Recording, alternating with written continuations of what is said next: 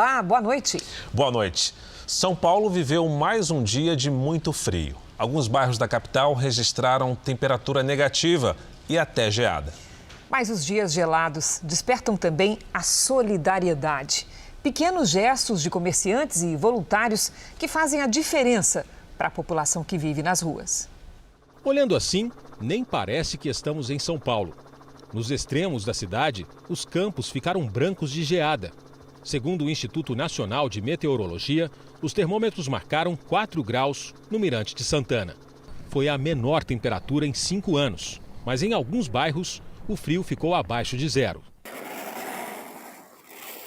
Gelo em cima do carro, mano. A fogueira e as barracas improvisadas não foram suficientes para evitar as madrugadas congelantes. Segundo o movimento das pessoas em situação de rua, este ano foram registradas 16 mortes por causa do frio na cidade. 3 só esta semana. A prefeitura não confirma os números. Moradores de rua se espalham pelas calçadas, marquises e viadutos. Mas não estão sozinhos. Bastante pessoa boa, né? Doa coberta, doa roupa. Eu estou com 3, 4 cobertas, bastante blusa, bastante pessoas mesmo. Comoveram com a turma da rua. A Rosana distribuiu ontem cobertores e roupas pelas ruas da região central. As doações vieram depois que ela deixou um bilhetinho na porta de cada vizinho do condomínio. Eu não esperava que eu ia conseguir em tão pouco tempo 200 itens, né? Então foi muito bom, muito bacana. Eu acho que é isso que despertou em mim, sabe? Essa vontade de querer fazer mais. Ontem à noite, o dono dessa cozinha industrial olhou pela janela de casa e viu uma família inteira dormindo na calçada. Ele resolveu então interromper a produção dos restaurantes por um dia e ajudar. Com a doação de amigos e fornecedores, o Mário conseguiu dinheiro para fazer 200 marmitas que vão ser distribuídas daqui a pouco. Um pequeno gesto que faz a diferença para quem recebe e para quem ajuda. A gente vai distribuir 200 marmitas, 200 refrigerantes, conseguimos comprar algumas blusas também para mandar e ainda sobrou uma grana que a gente vai comprar umas cestas básicas e fazer uma doação disso ainda. Mas eu acho que cada um fizer um pouquinho já ajuda bastante, né? Mais que alimento, a solidariedade está devolvendo esperança para pessoas como a Erineida, que mora na rua há 5 anos. Na minha casa, ter um emprego, de ter uma vida digna, porque isso aqui não é vida. Veja agora outros destaques do dia. Desemprego no Brasil atinge quase 15 milhões de pessoas. A agência americana diz que variante Delta é altamente contagiosa e pode ser transmitida por vacinados. Ex-vereador do Rio é preso em São Paulo por suposta execução de rival.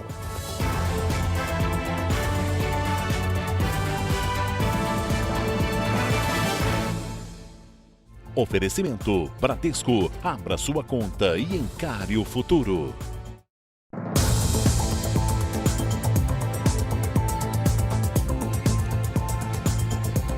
Uma força-tarefa na Baixada Fluminense apura a denúncia de que os corpos de 3 meninos desaparecidos há 7 meses na região foram jogados em um rio por ordem de traficantes. Uma ossada foi localizada. As buscas foram feitas às margens do Rio Botas, na divisa entre as cidades de Belford Roxo e Duque de Caxias, na Baixada Fluminense. Uma força-tarefa vasculhou o local. Policiais civis, peritos e bombeiros encontraram dentro de um saco plástico uma ossada e fios de cabelo. Espero que esse material dê para fazer análise de DNA para comparação. Foi uma tentativa de esclarecer o desaparecimento de Lucas Mateus, de 9 anos, e Alexandre Silva, de 11, e Fernando Henrique, de 12 anos. Há 7 meses, eles saíram para brincar e não voltaram. O último registro mostra as crianças caminhando até uma feira da região. Uma das linhas de investigação é de que o tráfico de drogas tenha ordenado a morte dos meninos. Os pais das crianças não participaram das buscas. Estão resistentes a acreditar que essa possa ser a finalização da investigação. Elas ainda acreditam, assim como nós, da Defensoria e da OAB, que as crianças possam ainda estar vivas. As buscas desta vez só foram possíveis depois de um novo depoimento. Um homem disse aos investigadores que o irmão dele teria sido obrigado por traficantes a descartar um saco de lixo perto do rio. Agora, uma investigação científica pode ajudar a esclarecer o caso. A ossada será levada para esse laboratório, onde peritos vão extrair e analisar o material genético. Depois, os dados serão comparados com as amostras já coletadas das famílias dos meninos. Esse trabalho deve durar, em média, 1 semana. Enquanto não há confirmações de que os ossos sejam de pessoas humanas, nós ainda seguimos ainda mais ligados com essa investigação para avaliar todas as denúncias que vierem a partir disso. E no Rio Grande do Sul, a polícia procura pelo corpo de uma criança de 7 anos. A mãe do garoto confessou o crime e foi presa em flagrante. Yasmin Vaz dos Santos, de 26 anos, procurou a polícia para registrar que o filho estava desaparecido há 2 dias. Mas durante o depoimento, confessou ter matado o menino Miguel, de 7 anos. Acabou confessando, né, que havia levado com uma mala o filho até a beira do rio Tramandaí, onde jogou ele nas águas. O filho era um estorvo para ela, era vítima de tortura por parte da mãe. Segundo a polícia, a mãe disse em depoimento que na noite de quarta-feira o menino estaria muito agitado e gritando bastante. Por isso, ela dopou a criança utilizando medicamentos. Yasmin não tinha certeza se Miguel estaria morto.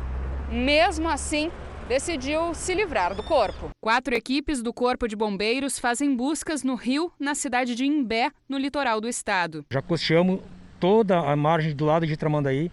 Agora a gente estamos com os drones também na beira da praia, na orla, né? E posterior a gente vai acionar a aeronave para também ajudar nessas buscas aí. Yasmin vai responder por homicídio qualificado e ocultação de cadáver. A defesa só vai se manifestar nos autos do processo. O ex-médico Roger Abdelmaci voltou hoje para a prisão para cumprir a pena em regime fechado. Ele fez exames no IML em São Paulo e depois foi encaminhado para o presídio de Tremembé, no interior paulista. Abdelmaci tem 77 anos e cumpria a prisão domiciliar desde maio por fazer parte do grupo de risco da Covid-19. Mas a perícia atestou que ele tem condições físicas para voltar ao regime fechado. A defesa disse que vai recorrer. Abdelmaci foi condenado em 2014 a 278 anos de prisão pelos crimes de estupro e atentado ao pudor contra mais de 70 mulheres. Segundo dados divulgados hoje pelo IBGE, a população sem trabalho no país chegou a quase 15 milhões de pessoas entre março e maio. Apesar dos números altos, o resultado se manteve estável em relação ao trimestre anterior. Todo dia, a Silvia mantém a esperança de receber uma resposta para os currículos que enviou. Estou enviando os currículos, mas até agora nenhuma resposta. Já faz 6 meses que a auxiliar de serviços gerais, mãe de 4 filhos, não consegue trabalhar. Chega uma hora que as crianças pedem para você alguma coisa, tipo uma bolacha, um leite, um pão de manhã. Você olhar para o seu filho e falar, eu não tenho. É uma situação desesperadora, né? Na pesquisa por amostra de domicílios contínua do IBGE, a taxa de desocupação segue num patamar estável, mas recorde, 14,6%, quase 15 milhões de desempregados. O número é influenciado por um aumento de trabalhadores tentando voltar ao mercado. Enquanto tantos brasileiros andam por aí atrás de um emprego formal ou informal, tem também muita gente que está em atividade, mas ainda assim numa situação longe da ideal. São pessoas que trabalham menos horas do que poderiam. É o que o IBGE chama de subocupação e que atingiu quase 7 milhões e meio de brasileiros. É o maior número já registrado na pesquisa. Sem achar um emprego, a Aldete aprendeu a fazer essas bolsas para ter alguma renda. Eu saía de casa para trabalhar todos os dias e voltava, né? E aí o que acontece? Hoje não. Hoje, se por exemplo, hoje eu tenho uma coisa para fazer, vou fazer. Se não tem, eu vou ficar sem fazer nada e com vontade de trabalhar. Durante um evento no Rio de Janeiro, o ministro da Economia, Paulo Guedes, discordou dos números e criticou o IBGE. Desde que a Covid nos atingiu e destruiu quase 1 milhão de empregos no mês de abril do ano passado, nós já criamos 2 milhões e 500 mil novos empregos. A PNAD do IBGE está muito atrasada, metodologicamente ela está atrasada, é pesquisa feita por telefone, é muito superior à metodologia do CAGED. A metodologia do CAGED ela vem direto das empresas. O IBGE ainda está na idade da pedra lascada.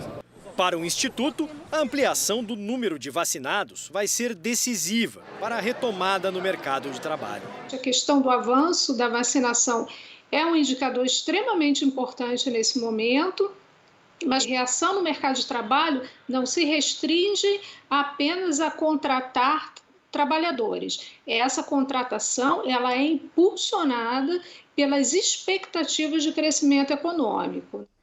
90% dos brasileiros querem tomar a vacina contra a Covid-19, independentemente do fabricante do imunizante. O chamado sommelier de vacina é uma exceção, como mostra uma pesquisa da Confederação Nacional da Indústria. Ana Vitória, de apenas 1 ano e 4 meses, foi quem levou a mãe a procurar o posto de vacinação. Como eu tenho a minha filha, daí eu tenho que me proteger e proteger ela também, né? É melhor a gente tomar e prevenir, né? 9 em cada 10 brasileiros querem se vacinar, mesmo que seu imunizante de preferência não esteja disponível. 43% dizem que até gostariam de escolher, mas apenas 9% deixariam de se vacinar se o imunizante oferecido não fosse o seu preferido. Qualquer uma que viesse estava ótimo e todas têm sua eficácia, então tomem qualquer uma que tiver. A pesquisa revela também uma relação direta entre o avanço da vacinação e a retomada da economia. Com o número de casos em queda, as pessoas se sentem mais confiantes para sair às ruas e voltar às atividades que costumavam fazer antes da pandemia. 3 meses atrás, 39% tinham muito medo de frequentar os shopping centers. Agora, esse percentual caiu para 24%. O receio de procurar o comércio de rua também caiu, de 36% para 28%. Mas 62% consideram a vacinação um pouco ou muito lenta. 1.500.000 doses de vacina todos os dias, né? O nosso Sistema Único de Saúde tem capacidade de vacinar até 2.400.000 brasileiros. E com a chegada cada vez de mais doses de vacina, com certeza nós vamos atingir essa meta de vacinar mais de 2.400.000 brasileiros e a velocidade será desejada por todos nós. A Prefeitura do Rio autorizou o público do Maracanã com 10% de capacidade na partida entre Flamengo e Olímpia do Paraguai pela Libertadores em 18 de agosto. Os torcedores terão que estar completamente imunizados há pelo menos 15 dias ou apresentar um teste feito 48 horas antes. E um dia depois de ter anunciado um cronograma de flexibilização, o prefeito Eduardo Paes voltou atrás e negou que a cidade terá feriado com festas e eventos com público ainda este ano. Agora, o calendário é para 2022. O Jornal da Record traz agora os números de hoje da pandemia. Segundo o Ministério da Saúde, o país tem mais de 19.880.000 casos de Covid-19. São 555.460 mortos. Foram 963 registros de mortes nas últimas 24 horas. Entre ontem e hoje, 25 mil pessoas se recuperaram. No total, já são 18.595.000 pacientes curados e 729.000 seguem em acompanhamento. Um estudo feito nos Estados Unidos mostra que a variante Delta do coronavírus se espalha tão facilmente quanto a catapora. Além disso, ela tem maior probabilidade de romper as proteções das vacinas contra a Covid-19. O alerta vem do Centro de Controle e Prevenção de Doenças dos Estados Unidos. Segundo o estudo, pessoas vacinadas não estão totalmente imunes contra a variante Delta. Mas as vacinas são altamente eficazes na prevenção de sintomas graves, internações e mortes. O documento aponta ainda que as pessoas vacinadas infectadas com essa variante carregam enormes quantidades de vírus no nariz e na garganta e podem transmitir a doença da mesma forma que alguém não vacinado, mas não com a mesma frequência. Por isso, a recomendação é que pessoas já imunizadas usem máscaras em ambientes fechados e também em locais abertos onde há aglomerações. De acordo com a Organização Mundial da Saúde, a variante Delta está presente em 132 países e é responsável pela propagação da doença. Só no último mês, o número de casos da Covid-19 aumentou 80% em todo o mundo. O diretor-geral da OMS, Tedros Adhanom, concorda com o estudo americano de que a vacinação é um meio eficaz de evitar sintomas graves e mortes. E deu como exemplo a África, onde apenas 1,5% da população foi imunizada e as mortes aumentaram 80% no último mês. Em Washington, capital dos Estados Unidos, o uso de máscaras volta a ser obrigatório a partir de amanhã em ambientes fechados. A medida é para conter a disseminação da Covid-19 e vale para todas as pessoas, vacinadas ou não. Outros estados, como Califórnia e Nova York, já haviam retomado a exigência. Já em Chicago, as máscaras só são obrigatórias para quem não estiver vacinado. A cidade recebe um festival de música, onde é preciso apresentar comprovante de vacinação completa ou diagnóstico negativo para a Covid. A empresa de tecnologia Amazon recebeu uma multa da União Europeia equivalente a 4 bilhões e 600 milhões de reais por violar dados de privacidade dos usuários. O valor corresponde a 0,2% da receita total da companhia. A Amazon nega que tenha cometido irregularidades e disse que vai recorrer da decisão. A multa é a mais alta já aplicada pela União Europeia, envolvendo questões de proteção de dados. O recorde anterior foi em 2019, quando o Google foi multado em um valor equivalente a 210 milhões de reais. E de volta ao Brasil, a lei que determina a contratação de pessoas com deficiência completa 30 anos no país. Os avanços são inegáveis, só que mesmo com essa obrigatoriedade, há mais vagas que candidatos. Nem dá para perceber que o Cláudio usa pernas mecânicas. Ele é consultor de vendas e a deficiência não é um problema. Tem a limitação, mas nada que me impeça de exercer o meu trabalho. O que eu posso fazer simples é adequar o tempo. A empresa em que o Cláudio trabalha tem mais de 150 pessoas com deficiência. Quanto mais diverso é o grupo de funcionários de uma companhia, mais inovadora é a companhia, porque você simplesmente vai ter diferentes pontos de vista, você vai ter gente pensando de forma diferente, e isso traz inovação. A lei das cotas existe há 30 anos. Serve para garantir a inclusão de pessoas com deficiência no mercado de trabalho. Empresas que tenham a partir de 100 funcionários devem reservar um percentual específico de vagas, e isso varia de 2% a 5% do total de trabalhadores de cada empresa. O Brasil tem hoje quase 500 mil pessoas com alguma deficiência no mercado formal de trabalho, um número que poderia ser bem maior. Segundo dados oficiais, para cada uma pessoa com deficiência empregada, existem outras quase 10 fora das empresas sem oportunidade. A Carolina fundou uma consultoria para ajudar na busca de vagas, que não são poucas. Em torno de 9 milhões de pessoas em idade economicamente ativa e que estariam disponíveis para todas essas oportunidades. Vale dizer que nem todas as pessoas com deficiência têm perfil para as grandes corporações, que são as empresas cobradas pela lei de cotas, né? Para o Cláudio, o primeiro passo ao pensar em contratar alguém com deficiência é lidar com o assunto com naturalidade. Respeito. Porque todo mundo está aqui porque tem seu direito, todo mundo tem seu espaço e pode ter certeza que todo mundo vai contribuir cada vez melhor e da melhor forma para que todos possam crescer juntos e crescer emocionalmente, intelectualmente e se respeitar cada vez mais. O tempo seco que persiste no Centro-Oeste ajuda na propagação das queimadas na região do Pantanal. O Jornal da Record acompanhou com exclusividade a ação dos brigadistas que lutam para salvar um dos biomas mais importantes do país. Uma ilha sendo consumida pelo fogo. Estamos no município de Corumbá, no oeste do Mato Grosso do Sul.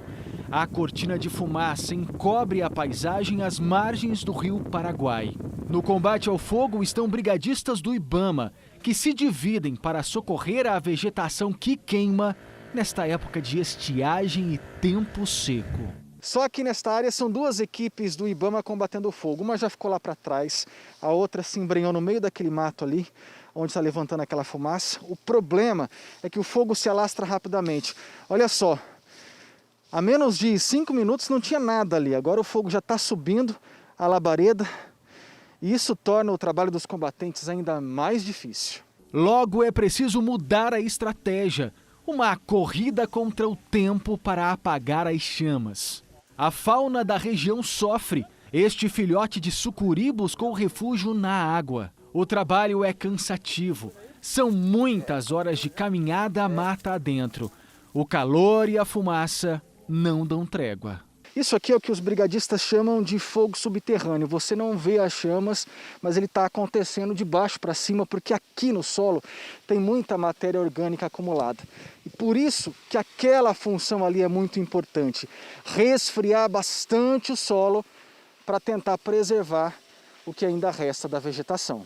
Há semanas o fogo castiga o Pantanal e não há previsão de quando tudo isso vai acabar. Todo ano é a mesma coisa, eu não sei até quando o Pantanal vai aguentar esse fogo. Já tem 3 anos seguidos, uma hora ele não vai aguentar e não vai ter força para o ano que vem florir de novo. Veja a seguir, o presidente da Câmara acredita que o projeto do voto impresso não será levado à votação.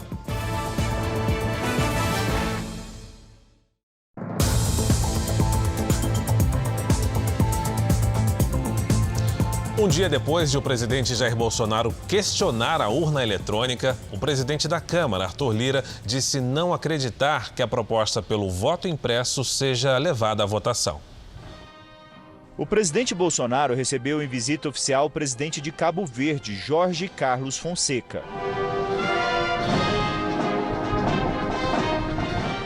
Temos relações com Cabo Verde, um país que estrategicamente é a porta de entrada para a África Ocidental.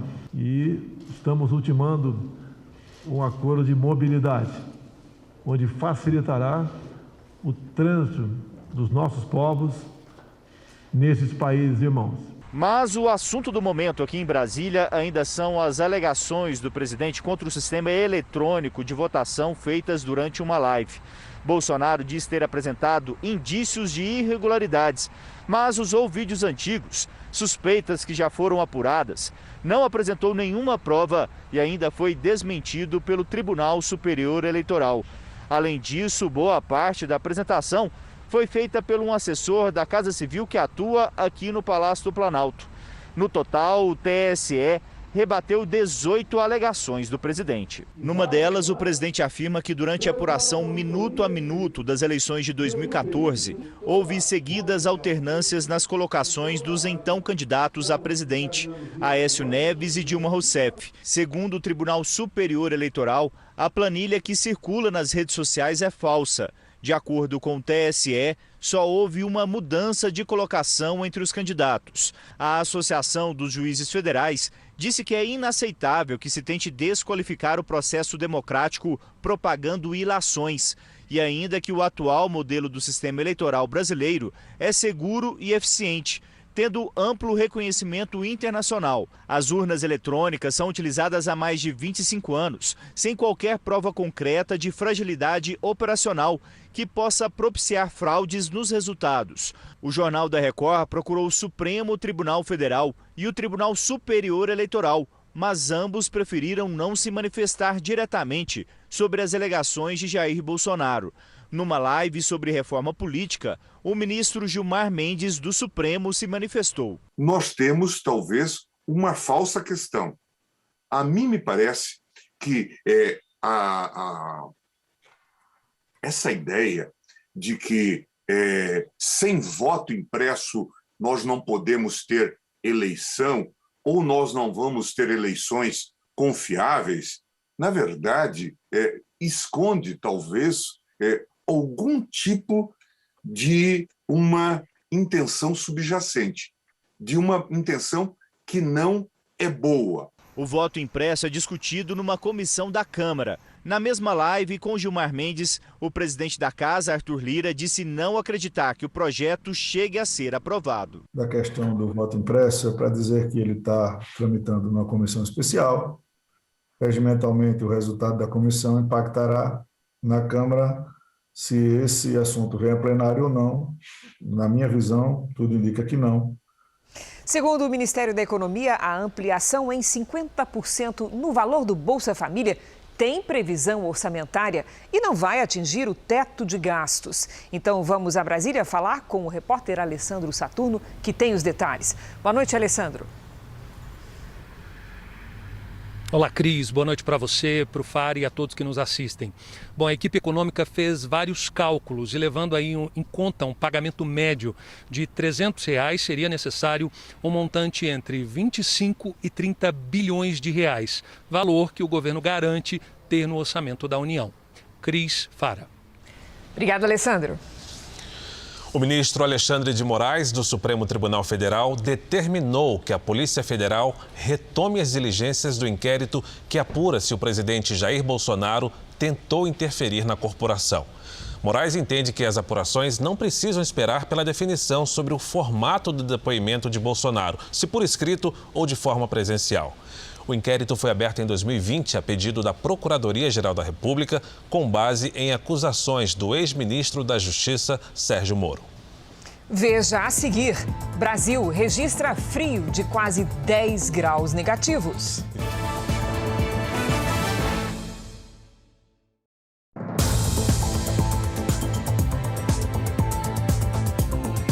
Durante boa parte do dia, os bombeiros ainda fizeram um trabalho de rescaldo no galpão da Cinemateca Brasileira, que pegou fogo ontem em São Paulo. A Polícia Federal assumiu hoje a investigação sobre as causas do acidente. Parte da história, da cultura e do cinema brasileiro em chamas. Pôsteres de filmes de Glauber Rocha. Trechos de programas inesquecíveis de Goulart de Andrade. Vamos lá, Benê? Cinejornais da década de 50 que passavam antes das disputadas matinês. E aprendemos a amar este pedaço de terra. Esses e tantos outros registros perdidos como em cenas trágicas dos filmes. A Cinemateca possui 250 mil rolos de filmes e mais de 1 milhão de documentos da antiga empresa brasileira de filmes, a Embrafilmes, além de roteiros, arquivos exclusivos, sem cópia e equipamentos considerados relíquias, com mais de um século. Com o incêndio, toda a estrutura do teto veio abaixo. A estimativa inicial é de 4 toneladas de materiais que serviriam para a montagem de um museu, destruídas pelas chamas. O incêndio foi controlado ainda ontem, por volta das 8 horas da noite, mas bombeiros passaram a madrugada dentro do prédio para combater os últimos sinais e focos de fogo. Mas hoje de manhã, as equipes ganharam reforços para continuar o trabalho de rescaldo. Até agora, o que se sabe é que pelo menos 400 metros quadrados da área do prédio foram atingidos pelas chamas. Após a saída da perícia, o prédio ele é totalmente interditado e para o resgate das obras que estão intactas, para a limpeza, é necessário a Cinemateca, a Secretaria Especial de Cultura do Governo Federal apresentar um plano para fazer esse resgate com segurança. O fogo teria começado quando uma equipe terceirizada fazia a manutenção no sistema de ar-condicionado do galpão. Mas o final infeliz desse filme já era previsto, tinha sido até anunciado. No mês passado, o Ministério Público chegou a alertar as autoridades sobre o risco de incêndio devido às condições precárias no local. Os funcionários da Cinemateca também já tinham publicado um manifesto solicitando um acompanhamento técnico para evitar risco de incêndio. Uma cinemateca é algo importantíssimo para a memória cultural do país. E não só para a memória, porque a Cinemateca, ela na verdade é um museu vivo, porque ela tem os filmes, ela pode exibir os filmes, ela pode dar cursos, ela é aberta a pesquisadores para entenderem toda a evolução do cinema brasileiro. O local está sob a responsabilidade do governo federal, que pediu à Polícia Federal que acompanhe o caso. Mas independente do desfecho desse enredo, o cinema brasileiro termina a semana mais triste, sem parte importante da sua memória. Põe tristeza nisso, né? Um ex-vereador do Rio de Janeiro, suspeito de liberar uma milícia, foi preso em São Paulo. Cristiano Girão teria mandado executar um rival. O criminoso que teria realizado o serviço é Rony Lessa, o mesmo que está preso pela morte da vereadora Marielle Franco e do motorista dela, Anderson Gomes. Cristiano Girão chegou ao Rio de Janeiro no fim do dia. Ele foi preso durante a madrugada em São Paulo. Girão estava escondido em uma loja no centro da cidade. Os investigadores acreditam que ele passava as noites no local para despistar a polícia. O ex-vereador acompanhou o cumprimento de um mandado de busca e apreensão no estabelecimento. Policial, bombeiro e depois político. Girão é acusado das mortes de André Henrique da Silva e da namorada dele, Juliana Salles, em 2014. O casal foi executado com mais de 40 tiros na comunidade da Gardênia Azul, na zona oeste do Rio. O crime teria sido motivado por uma disputa de território. O ex-vereador é apontado como chefe da milícia que atua na região. Foi de lá que conseguiu a maioria dos votos que o elegeram em 2006, como aponta o relatório da CPI das Milícias de 2014. Em 2009, foi preso pela primeira vez, acusado de formação de quadrilha e lavagem de dinheiro. A polícia acredita que ele tenha sido mandante do assassinato do casal. O crime teria sido executado pelo policial reformado Rony Lessa, preso pela morte da vereadora Marielle Franco e do motorista dela, Anderson Gomes. Ao analisar o computador de Rony Lessa, os investigadores conseguiram chegar à relação dele com Cristiano Girão. Lessa teria pesquisado na internet reportagens sobre a morte do casal assassinado na comunidade da Gardênia Azul. A prisão de hoje é mais um elemento que pode ajudar a polícia a descobrir quem mandou matar Marielle e por quê. Esse especialista que estuda as milícias cariocas acredita que há muita semelhança entre os crimes. Eu acho que tem vários indícios de que nós estamos diante de uma fonte de informações muito boa que pode nos levar a chegar aos mandantes, né? A defesa de Cristiano Girão afirmou que não teve acesso à investigação e estranhou a prisão por um fato que ocorreu há 7 anos. Além de entrar com um pedido de habeas corpus para que ele responda em liberdade. Os advogados de Rony Lessa só vão se manifestar depois de ter acesso aos autos. Vamos ver como é que está o andamento da vacinação em todo o país? Nas últimas 24 horas foram aplicadas mais de 1.395.000 vacinas de primeira e segunda doses. Hoje, o Brasil tem mais de 99.736.000 vacinados com a primeira dose. E mais de 40 milhões, quase 40.800.000 brasileiros foram vacinados com as 2 doses, pouco mais de 19% da população. Maior que 18 anos está com a imunização completa. A meta do Ministério da Saúde é vacinar todos os adultos com as 2 doses até dezembro.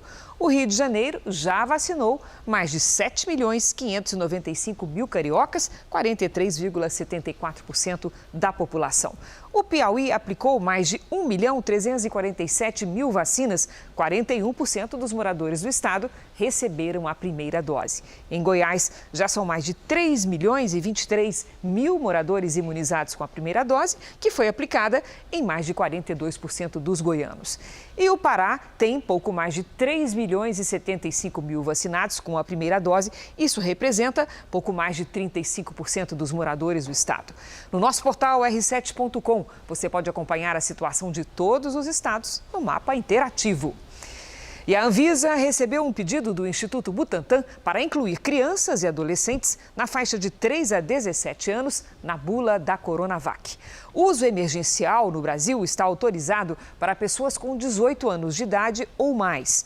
Para incluir novos públicos na bula, é preciso demonstrar a segurança e a eficácia da vacina. No caso da Coronavac, os estudos foram realizados no exterior. Como muita gente percebeu, essa foi a noite mais gelada do ano em muitas cidades do sul e sudeste do país. Na Serra de Santa Catarina, os termômetros registraram 9 graus abaixo de zero. E as temperaturas negativas também congelaram a paisagem no Rio Grande do Sul. Os 5 graus abaixo de zero congelaram a água desse córrego na cidade de Bom Jesus. O gelo cobriu plantações e o pasto. Com tanta geada, os cavalos tiveram dificuldade para encontrar comida.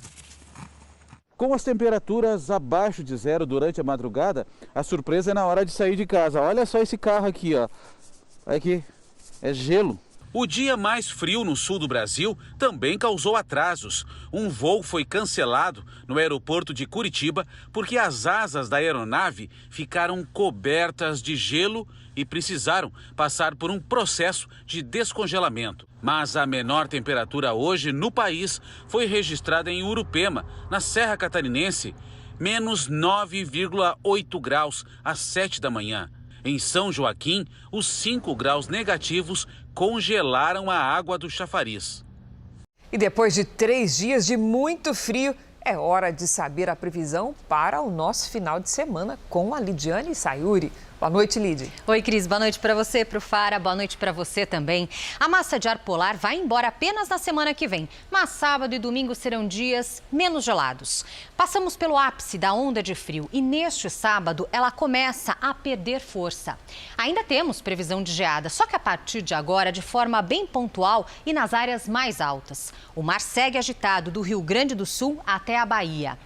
As menores temperaturas devem ser registradas na Serra Catarinense, mínima de 4 graus negativos. No sul de Minas, menos 1 grau. E no sul de Mato Grosso do Sul, 2 graus. Chuva mesmo só entre os litorais da Bahia e do Rio Grande do Norte e do Maranhão até o norte do Amazonas. Em Curitiba ainda pode gear neste sábado, mínima de 2 e máxima de 14 graus. No Rio de Janeiro, nevoeiro pela manhã e sol à tarde, mínima de 12 e máxima de 19. Em Cuiabá, faz até 29 com sol. Em Salvador, chuva, depois sol e até 24 graus. Em São Paulo, sol e temperaturas em elevação. Faz 8 graus logo cedo e até 18 à tarde. No domingo, mínima de 10 e máxima de 20 graus. E aqui no Tempo Delivery você escolhe as cidades. A Rosiane é de Manaus e pede previsão para a Lidiane, lá no Amazonas. Lid. Vamos lá, Fara. Oi, Rosiane. Tempo abafado com um pouco mais de calor a cada dia e chance de pancadas de chuva à tarde e à noite. No sábado, máxima de 29 graus. No domingo, faz até 30 e na segunda, olha só, 31. Delivery para o Jairo, na cidade de Bocaina, no interior de São Paulo. Jairo, seguinte, o frio da manhã fica menos severo neste fim de semana. O sábado começa com 5 graus e à tarde faz até 20. No domingo, máxima de 22 e nada de chuva nos próximos dias. Participe do Tempo Delivery pelas redes sociais. Mande a sua mensagem com a hashtag #VocênoJR. Bom fim de semana. Obrigado, Leide. Não esqueça do casaco, hein? Opa, se proteja. já. Bom fim de semana. Vamos agora com a opinião de Augusto Nunes. Boa noite, Augusto. Boa noite, Cris. Boa noite, Fara. Boa noite a você que nos acompanha. Até recentemente, a maioria dos candidatos ao Senado tinha como primeiro suplente algum empresário que estava ajudando a financiar a campanha do titular. Mas vai crescendo a bancada dos que preferiram a fórmula familiar. Um parente próximo é o substituto eventual do eleito. Graças a essa tendência, a mãe de Ciro Nogueira acaba de assumir a vaga aberta pela promoção do filho a ministro-chefe da Casa Civil do governo Bolsonaro. Aos 72 anos e sem experiência política, Eliane Nogueira ficará no cargo enquanto Ciro permanecer no Palácio do Planalto. Nenhuma novidade. O senador Chico Rodrigues, de Roraima, por exemplo, foi substituído pelo filho Pedro, depois de pilhado em flagrante com dinheiro na cueca. Eduardo Braga, do Amazonas, tem na primeira suplência a própria mulher, Sandra Braga. E Davi Alcolumbre, de Rondônia, entregará o gabinete ao irmão Josiel, caso se afaste do Senado. Todos se tornaram possíveis herdeiros do salário do titular e dos demais privilégios, sem terem obtido um único voto. Os Estados Unidos impuseram sanções à polícia cubana por reprimir com violência os protestos pacíficos que pediam democracia e melhor qualidade de vida na ilha. Segundo o Departamento do Tesouro dos Estados Unidos, foram bloqueados bens e propriedades da Polícia Nacional Revolucionária de Cuba e também do diretor e do vice-diretor da polícia. As sanções foram anunciadas no mesmo dia em que o presidente Biden recebeu na Casa Branca líderes cubano-americanos para discutir a situação das recentes manifestações na ilha caribenha. Para os Estados Unidos, a violência foi usada para tentar ferir e silenciar os manifestantes que pediam liberdade, melhores condições de vida e o fim da ditadura. Os Estados Unidos já haviam imposto uma rodada de sanções a funcionários do governo cubano na semana passada por violações dos direitos humanos.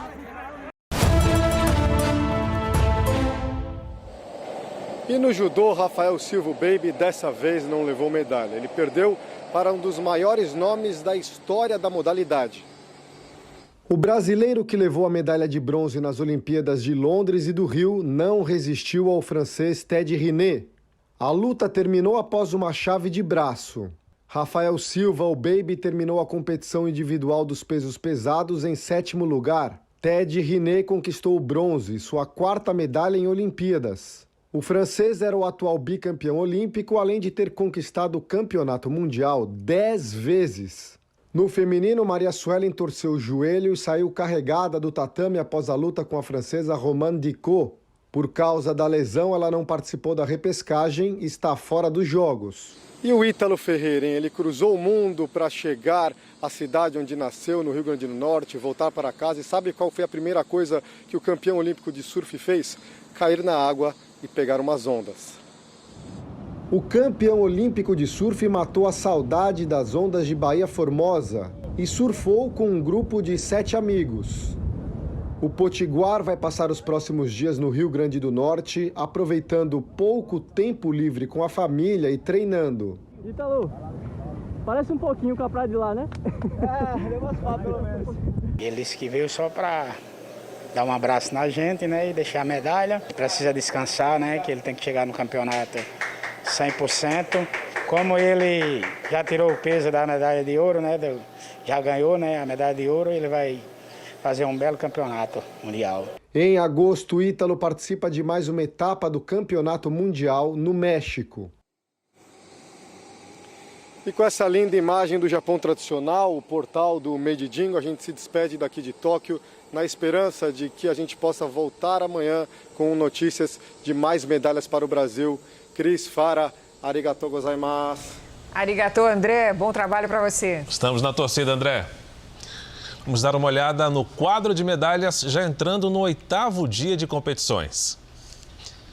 A China continua na frente, agora com 19 medalhas de ouro, 10 de prata e 11 de bronze. O Japão vem em segundo com 17 ouros, 4 pratas e 7 bronzes. Os Estados Unidos, com 14 ouros, 16 pratas e 11 bronzes, estão em terceiro. O Brasil ocupa a 19ª posição com 1 ouro, 3 pratas e 3 bronzes, 7 no total. O Jornal da Record termina aqui. A edição de hoje na íntegra e também a nossa versão em podcast estão no Play Plus e em todas as nossas plataformas digitais. E à 00:30 tem mais Jornal da Record. Eu me despeço, vou para 2 semaninhas de férias e você fica nas boas mãos de Janine Borba e Fara Monteiro. Fique agora com a novela Gênesis. Ótima noite, ótimo final de semana para você. E boas férias. Para você, uma excelente noite e um ótimo fim de semana.